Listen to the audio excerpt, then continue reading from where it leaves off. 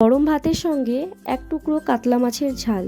এই সুখটা বাঙালিদের নতুন করে পরিচয় করিয়ে দেওয়ার দরকার নেই। আজকে খুব সহজ উপায়ে বানাবো এমন একটি কাতলা মাছের ঝাল যার স্বাদ অনেকক্ষণ মনে থাকবে। চলুন শুরু করা যাক। Hello everyone, welcome to my canvas YouTube channel. তো চলুন আর দেরি না করে শুরু করা যাক আজকের রেসিপি। প্রথমে আমরা মাছগুলোকে ম্যারিনেট করে নেব। আমি এখানে কাতলা মাছের 2 পিস চাকা নিয়েছি আর 1 পিস লেজার অংশ নিয়েছি। মাছটা কিন্তু বেশ বড়ই ছিল, তাই পিসগুলো অনেক বড় হয়েছে। আর দেখুন, লেজার পিসটাকে আমি একটু ভাঁজ করে কেটে নিয়েছি যাতে মশলাগুলো খুব ভালোভাবে ভেতর পর্যন্ত ঢুকে যায়।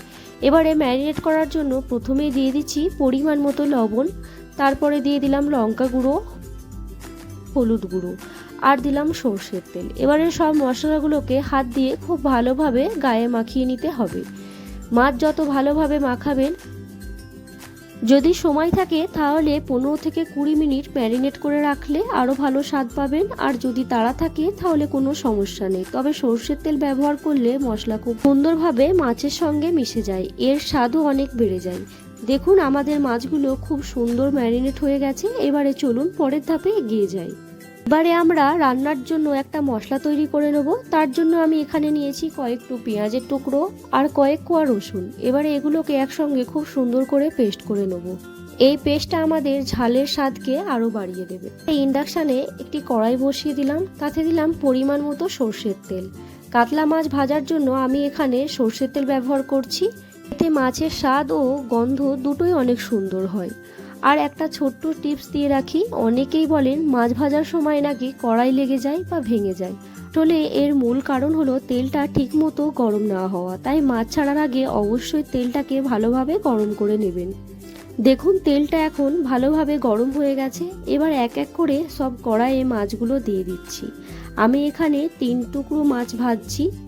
মাছ ভাজার সময় আঁচটা খুব বেশি রাখবেন না, আবার একদমও কম রাখবেন না, মাঝারি আঁচে ধীরে ধীরে উল্টে পাল্টে ভেজে নেবেন। বাইরে থেকে সুন্দর লালচে হবে আর ভেতর থেকেও ঠিক রান্নাটা হবে। দেখুন, এবারে ঠিক এইভাবে উল্টে পাল্টে 2 পিঠ মাছগুলোকে ভেজে নেব। দেখুন, মাছগুলো কি সুন্দর সোনালি লাল লাল ভাজা হয়ে গেছে। এবারে এক এক করে তুলে নিচ্ছি। মাছ ভাজাগুলো একদম পারফেক্ট ভাজা হয়েছে। এবারে চলুন পরের ধাপে যাই।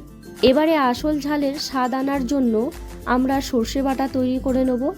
আমি এখানে পরিমাণ মতো কালো সর্ষে আর সাদা সর্ষে নিয়েছি, আর নিয়েছি পরিমাণ মতো লবণ। কেন এটা বাটার সময় তিতকুটি ভাব আসে, তার জন্য একটু লবণ দিয়ে বাটলে তিতকুটি ভাবটা থাকে না। এবারে অল্প অল্প জল দিয়ে এগুলোকে খুব সুন্দর করে বেটে নেব। আপনারা মাছের পরিমাণ অনুযায়ী কম বেশি করে নিতে পারেন। দেখুন, আমার সর্ষে বাটাটা একদম তৈরি হয়ে গেছে। যেই কড়াইতে মাছ ভেজেছিলাম সেই কড়াইতে রান্না করব। এতে মাছের ভাজার যে সুন্দর ফ্লেভার আছে সেটাও ঝালের মধ্যে চলে আসবে।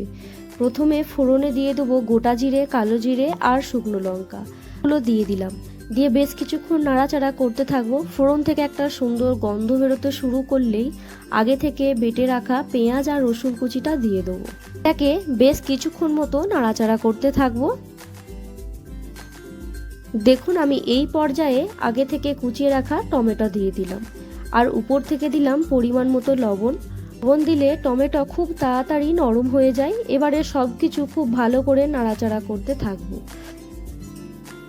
টমেটো নরম হয়ে এলে অল্প করে আদা রসুনের বাটা দিয়ে দেবো। আবারও খুব ভালো করে নাড়াচাড়া করে কষিয়ে নেব। দেখুন, মশলাটা সুন্দরভাবে কষে এসেছে। এবারে এক এক করে সব গুঁড়ো মশলা দিয়ে দেবো।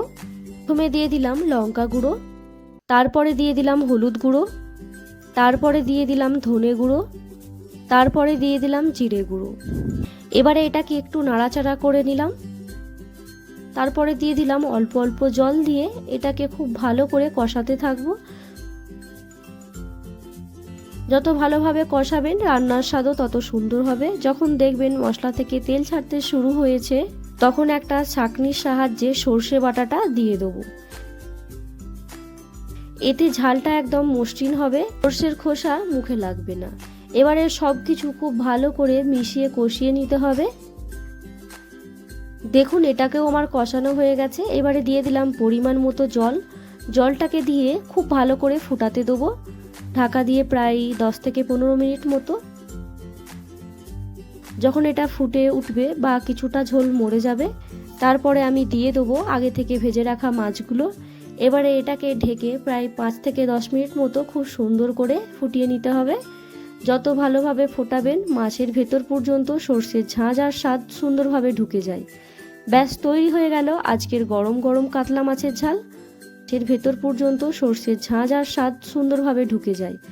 ব্যাস তৈরি হয়ে গেল আজকের গরম গরম কাতলা মাছের ঝাল। গরম ভাতের সঙ্গে এর স্বাদ সত্যিই অসাধারণ। আজকের রেসিপি আপনাদের কেমন লাগলো অবশ্যই কমেন্টে জানাবেন। যদি ভালো লেগে থাকে অবশ্যই লাইক, কমেন্ট, শেয়ার, সাবস্ক্রাইব করতে ভুলো না। প্রিয়জনদের সঙ্গে শেয়ার করবেন। এমন আরও সহজ আর সুস্বাদু রেসিপি পেতে হলে আমার চ্যানেলটিকে সাবস্ক্রাইব করতে ভুলো না।